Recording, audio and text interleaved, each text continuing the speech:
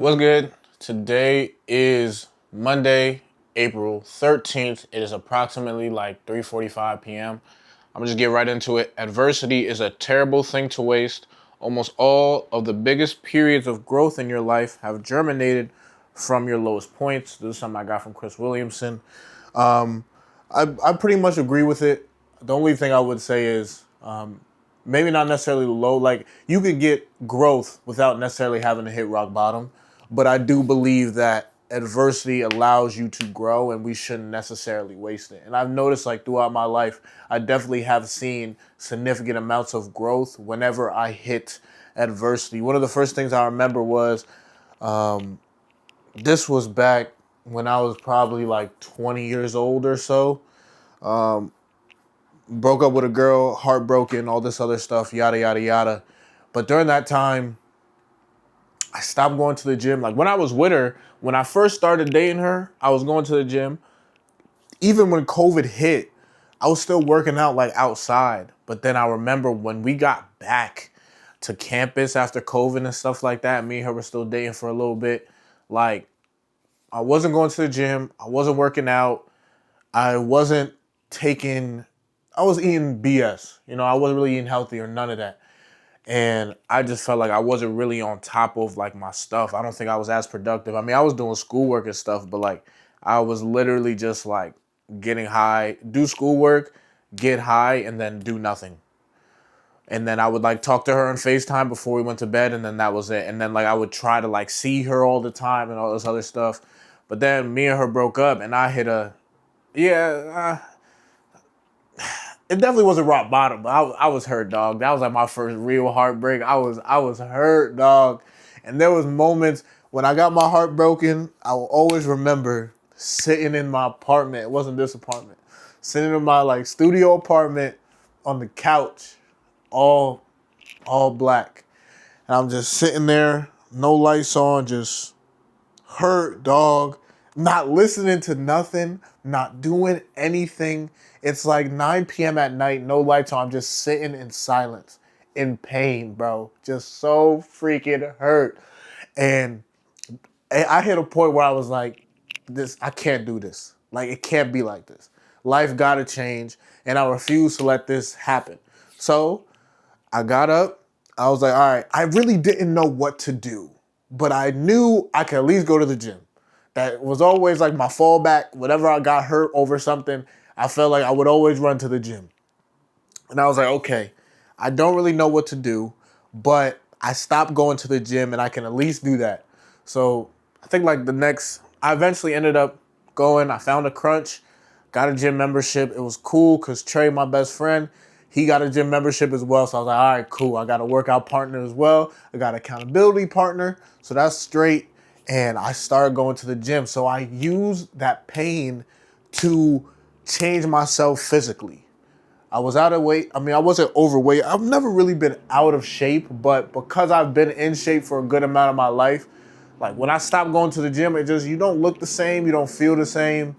So I was like, I'm gonna start going to the gym. And I used that pain and adversity to get back right physically. And because I was getting right physically, it just slowly led into me feeling better mentally. It gave me a healthy outlet to where I could just let out my pain and release out all my pain and anger I was feeling. And it gave me something to do. Like I would come home from school and come home from, clinical and stuff like that. And it gave me something to do other than just freaking homework and then just staying in the house and doing nothing and playing video games and stuff like that. And then because I got back in the gym, I was like, yo, I need to start eating healthier. So now it forced me to learn how to cook. It forced me to start meal prepping. It forced me to start counting my calories. And all of my really mental space went first it was all about her, then now it went all about gym and school, and that's all I did and that's all I worked towards. And because of that, I got into fantastic shape. I'm in good shape right now, but back then I was shredded. I was dialed in. Now I'm like, do I really need to be that shredded? Like cool, like I look good now. I don't necessarily need to be six packed out, but back then I was like, yo, I was on a freaking mission.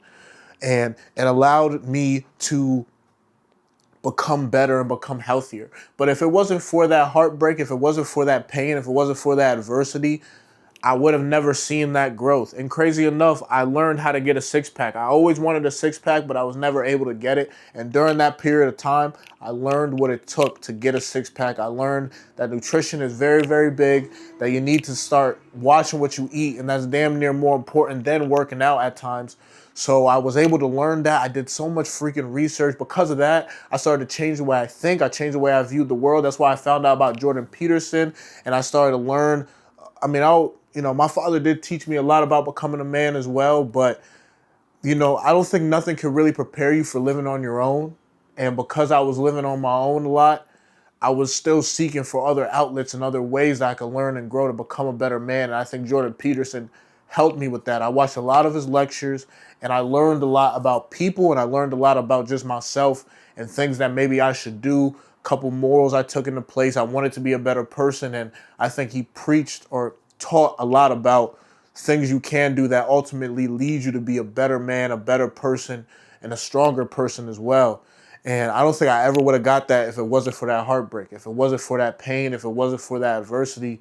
I don't think I really would have grown in that aspect, because like knowing myself, it honestly looked like I probably wasn't going to work out and I was just going to spend all day, every day with Shawty.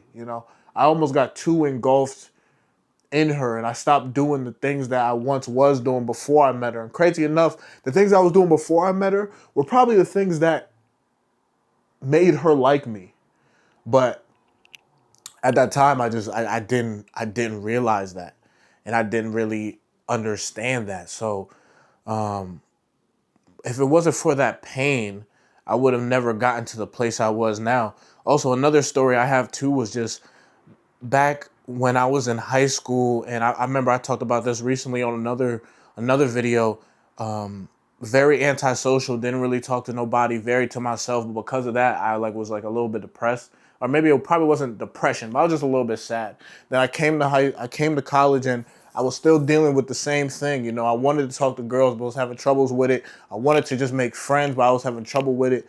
Luckily, I was able to kind of sneak my way into Trey's friend group. So Trey made a friend group, and I pretty much was just like, y'all gonna be my friends too. It just worked out. They were all cool people. They liked me, I liked them. But I pretty much was just like, this is what we gonna be doing now.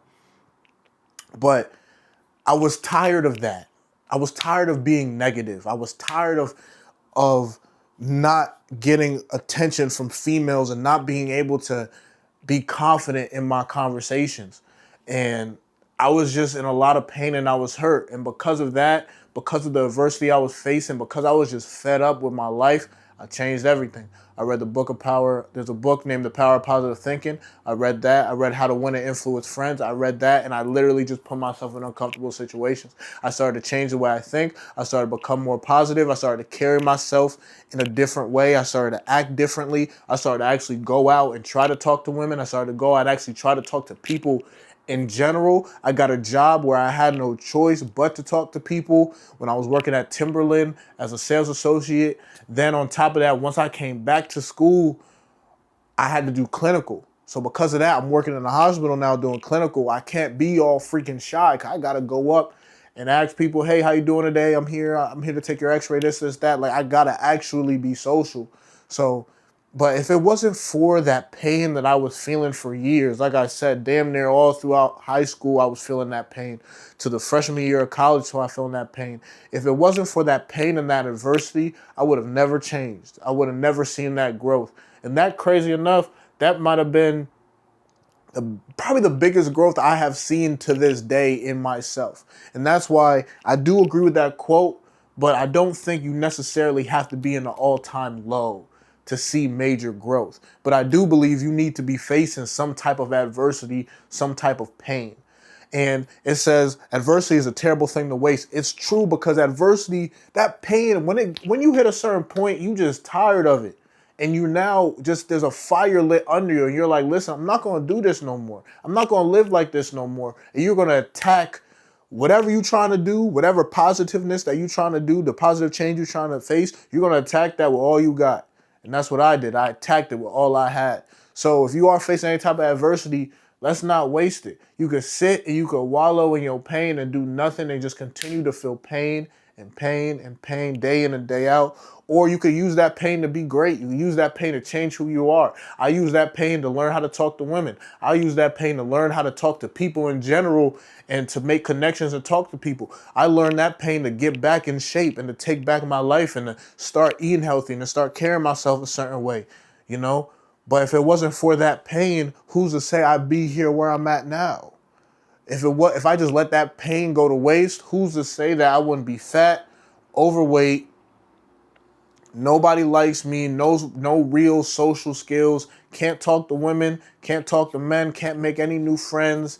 Like, who's to say I'd be in this position I'm at right now if I didn't use that pain? And I guess that's the blessing of pain. A lot of people don't want to be in pain, which is fair. But like, if you are in pain, let's use it for something. You can get out of pain. You don't have to stay in pain forever. But you have to make a change. You have to change. And pain is a great way to light a fire under your behind to change. Because, I mean, I can only speak for myself. But after a while, I'm tired of being in pain. I'm tired of this. Some got to change. I could take it for a while, don't get me wrong. But after a while, I'm like, dog, what we doing here? Some got to change. I'm not just going to take this. I just can't do it. And maybe some people can, but why waste that pain? And why waste your life being in pain where you could use that pain to prepare yourself and grow to now you're not in pain anymore. And then on top of the fact that you're not in pain anymore, you grew as a person. So now you're even better than what you once were. So you're a better person than what you once were and you're out of pain. That's like, I look at it as that's two positives you done messed around and gained. You're better and you're not in pain. I don't understand why people wouldn't want that. So that's how I look at it. So that's going to be my little spiel for today. That's pretty much it. It has been a relatively productive day today. I'm happy about how the day is going.